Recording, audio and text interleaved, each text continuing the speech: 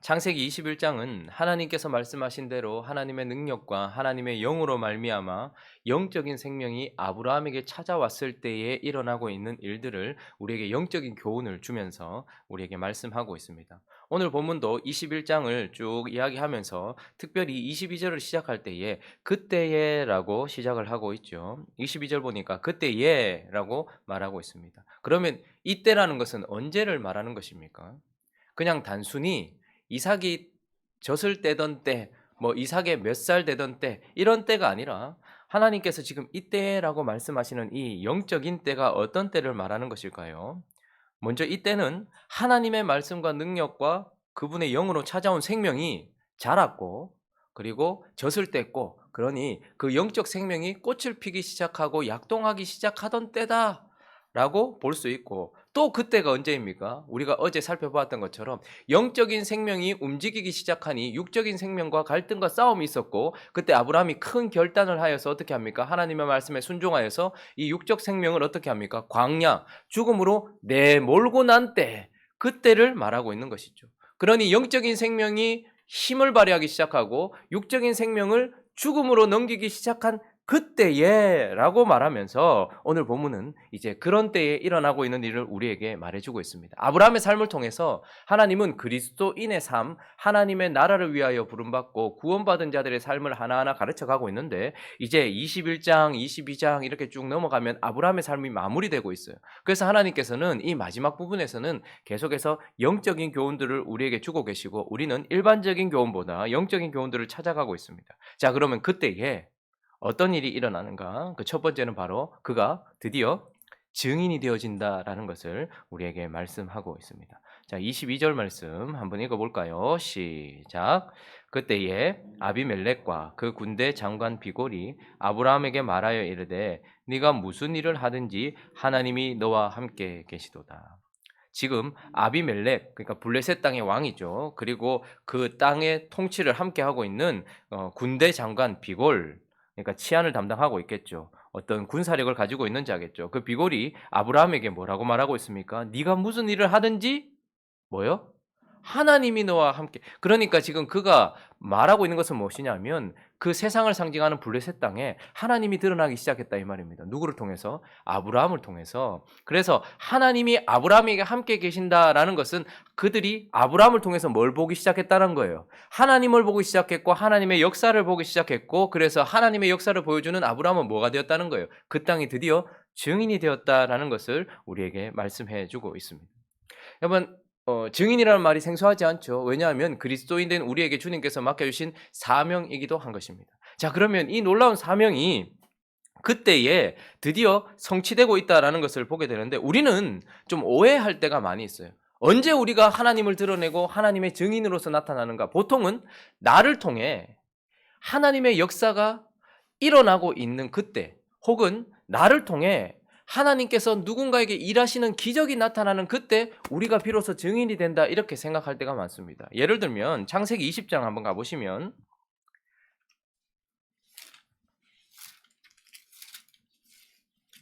17절 18절 한번 보십시오.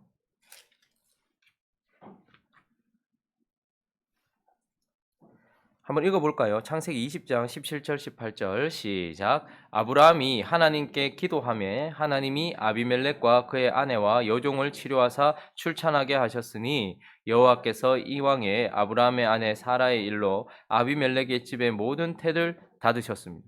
자, 지금 어떤 일이 일어났습니까? 우리가 잘 아는 것처럼 하나님의 선지자라고 불리는 아브라함의 아내를 데려가는 일로 말미암아 아비멜렉과 그의 집안에 태가 닫히고 저주가 내렸단 말이죠.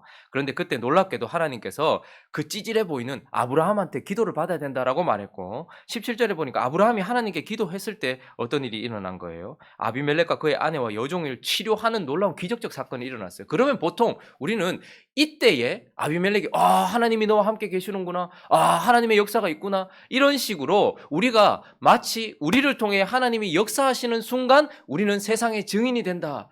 우리를 통해 그 사람에게 역사가 일어나는 순간 우리는 증인이 된다. 이렇게 생각할 때가 많이 있습니다. 그러나 오늘 본문은 뭐라고 말하고 있습니까?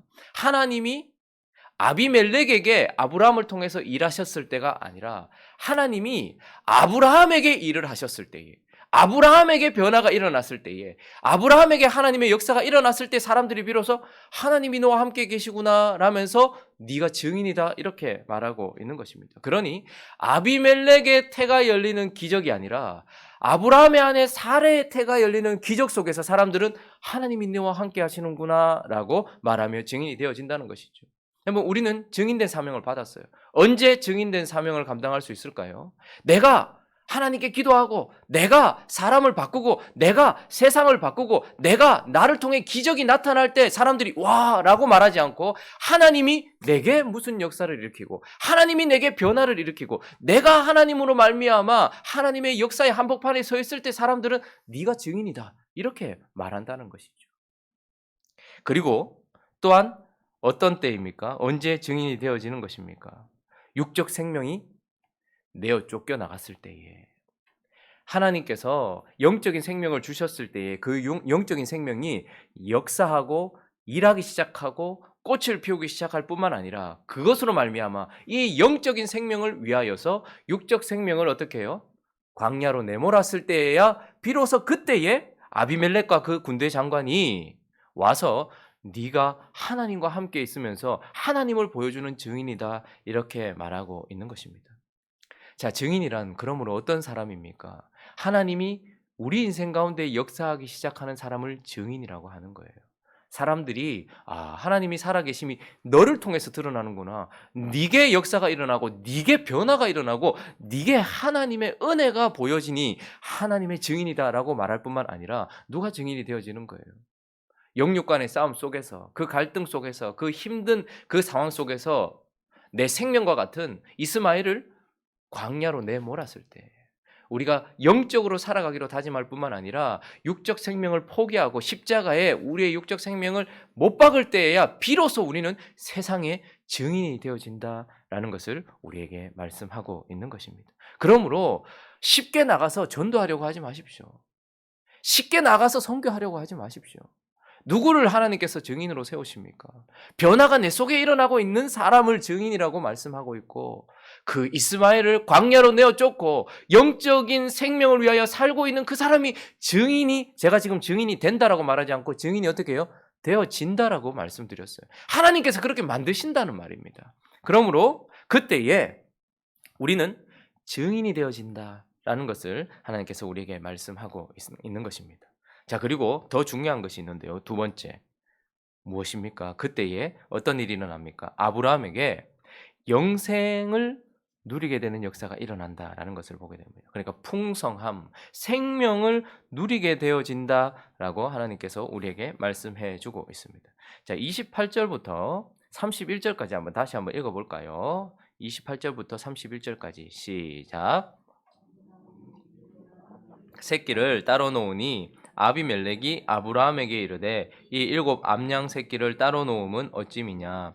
아브라함이 이르되 너는 내 손에서 이 암양 새끼 7을 받아 내가 이 우물 판 증거를 삼으라 하고, 그 두 사람이 거기서 서로 맹세하였으므로 그곳을 부엘세바라 이름하였더라. 자, 그때에 아브라함이 증인이 되어줄 뿐만 아니라 또 한 가지 큰 사건이 일어나는데, 그것은 바로 아브라함이 우물을 얻게 되었다라는 거예요. 우물을 얻게 되었다.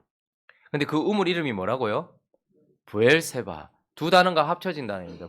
비에르라는 우물이라는 단어와 쉐바라는 7이라는 그 의미이기도 하고 맹세라는 의미이기도 합니다. 그러니까 부엘세바는 무엇입니까? 맹세의 우물 혹은 7의 우물, 7의 우물 이런 뜻입니다. 자, 그런데 우물은 언제나 무엇을 상징하는 것입니까?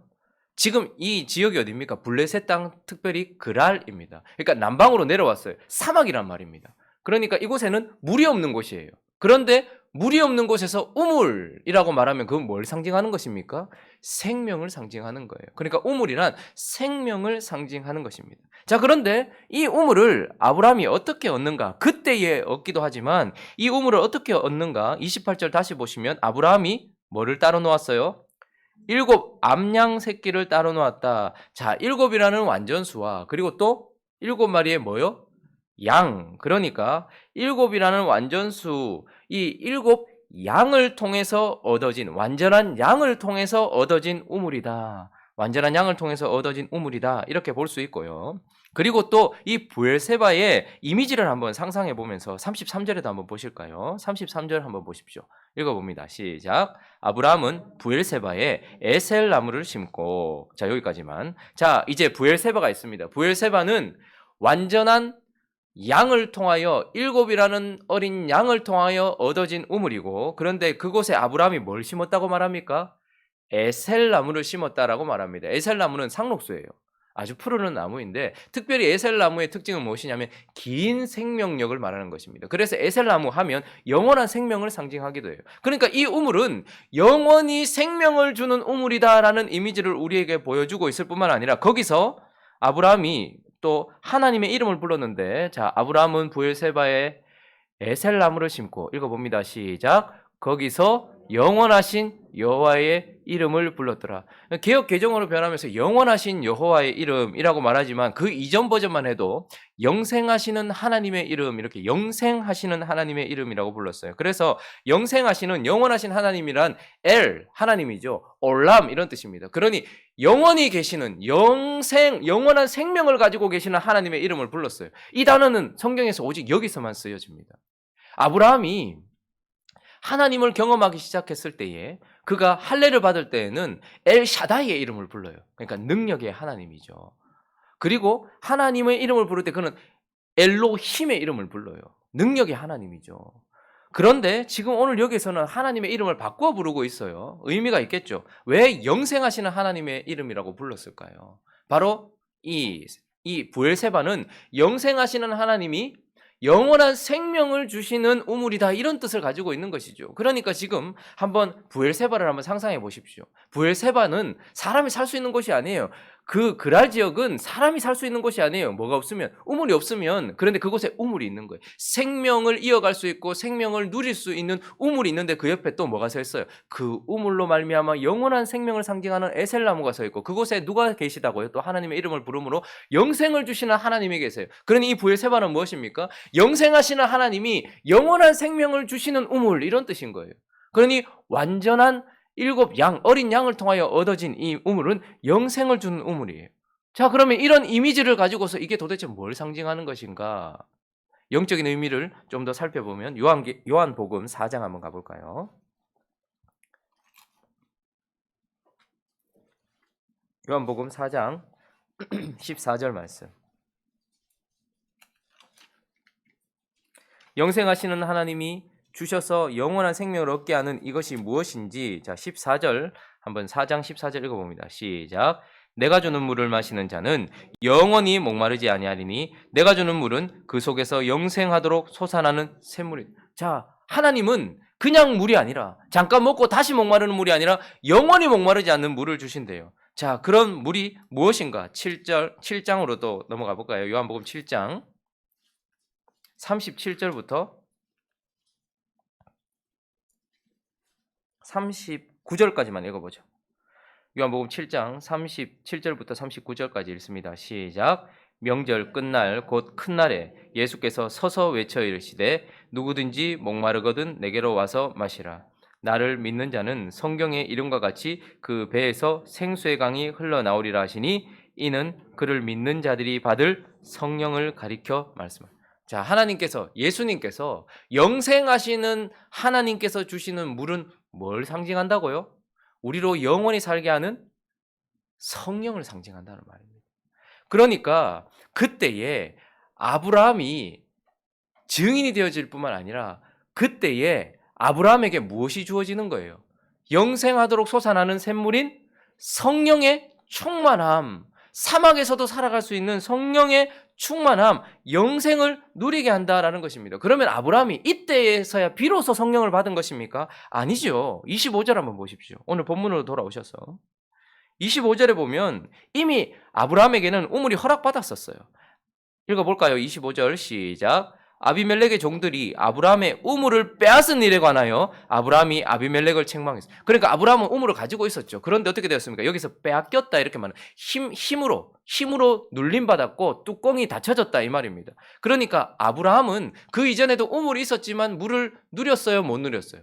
그 시원함을 누렸어요, 못 누렸어요? 그 생명을 누렸어요, 못 누렸어요? 못 누렸다 이 말입니다. 그런데 비로소 이때서야 영적인 생명이 찾아오고 영적인 생명이 자라나고 영적인 생명이 꽃을 피우고 육적인 생명을 몰아내고 나니까 그때서야 하나님께서 뭘 허락하시는 거예요? 성령의 충만함을 허락하시는 거예요. 이건 구원받은 자가 성령으로 구원받는 중생의 은혜를 말하는 것이 아니고 중생의 은혜를 누리는 자가 성령으로 말미암아 충만해지는 것을 말하고 있는 것입니다. 그러니 그때에 아브라함이 비로소 이미 가지고 있었던 우물, 그러나 누리지 못했던 우물, 그러나 여기서 비로소 어떻게 되는 거예요? 영생하시는 하나님이 완전한 양,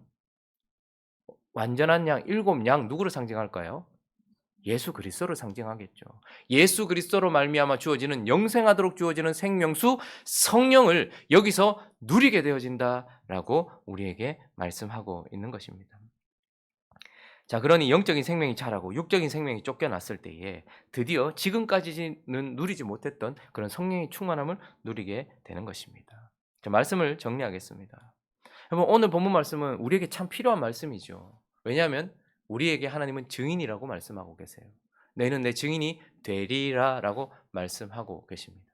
그리고 주님은 우리에게 너에게 생명을 주되 더 풍성히 누리게 하고 라고 말합니다. 우리는 구원받은 중생의 은혜뿐만 아니라 성령의 충만함, 끊임없이 사막 속에서도 마시고 마심으로 말미암아 지금도 부요하고 풍요한 성령의 충만함을 누리기 원해요. 자, 그러면 우리가 그렇게 원하는 세상 속에서 증인, 그리고 우리의 충만함, 영생, 이것을 어떻게 누리는가? 바로 그때에 누린다라는 말입니다. 영적인 생명을 잘 양육하여서 그 영적인 생명이 자라나서 힘을 발휘하기 시작하고 육적인 생명을 몰아낼 때에야 드디어 비로소 우리가 이런 은혜를 누리게 된다라는 거예요. 자, 마지막 절 읽고 끝을 낼까요? 34절. 34절 읽어보겠습니다. 시작. 그가 블레셋 사람의 땅에서 여러 날을 지냈더라. 정말 의미 있는 마무리 아니겠습니까? 영적인 생명이 자라나고 꽃이 피고 육적인 생명을 광야로 죽음으로 내쫓았을 때에 그가 블레셋 사람의 땅이래요. 하나님께서 딱 정확하게 표현하세요. 육적 생명, 어떤 육신을 상징하는 땅, 그리고 세상을 상징하는 땅 블레셋에서 그가 무엇이 되었다는 거예요? 세상 한복판에서 증인이 되었다 이 말입니다.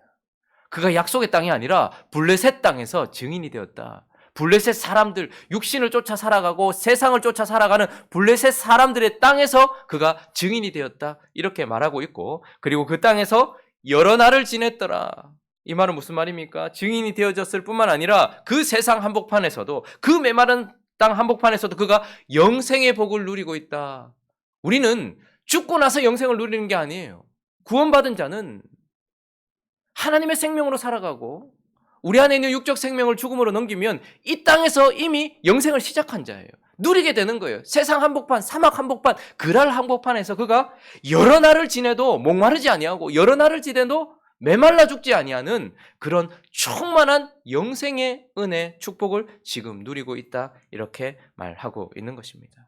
참으로 의미 있는 이 마무리, 그가 아브라함이 하나님 손에 붙들림 받아 믿음이 자라가고 하나님에 의하여서 하나님의 약속이 이루어진 그 아브라함, 그가 드디어 세상 한복판 블레셋 사람의 땅에서 증인도 되어지고 그 땅에서 풍성함을 누리면서 그렇게 살아가는 영생의 복을 누리는 그런 마무리, 이런 말씀이 우리에게도 동일하게 이루어져서 너는 블레셋 사람의 땅에서 증인이다.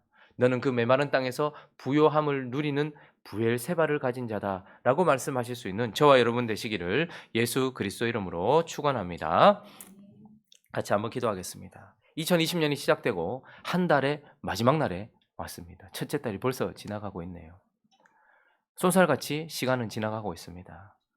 아브라함의 시간도 그가 175년을 살죠. 그러니 75세 때 부름을 받아서 100년 동안 하나님과 동행했어요. 하나님과 함께 했어요. 근데 그 100년이라는 시간이 쏜살같이 그냥 우리 성경 구절 쭉쭉쭉 지나가고 있어요. 근데 그 속에서 뭐가 이루어지는 거예요? 하나님의 뜻이 이루어지고 있는 것을 보게 됩니다. 2020년 1월을 지나면서 하나님, 우리 안에 무엇이 이루어졌는지 잘 모르겠지만 하나님의 영적인 역사들과 축복들이 우리 안에 이루어지고 남아있는 2020년도 하나님의 역사가 우리 속에서 늘 충만하게 나타나서 우리 또한 블레셋 사람의 땅에서 증인이 되어지고 블레셋 사람 그 메마른 땅에서도 부엘세바를 누리며 영생의 복을 누리는 우리가 되어질 수 있게 해 달라고 또 각자의 기도 제목들을 가지고 함께 기도하며 나아갑니다. 기도하겠습니다.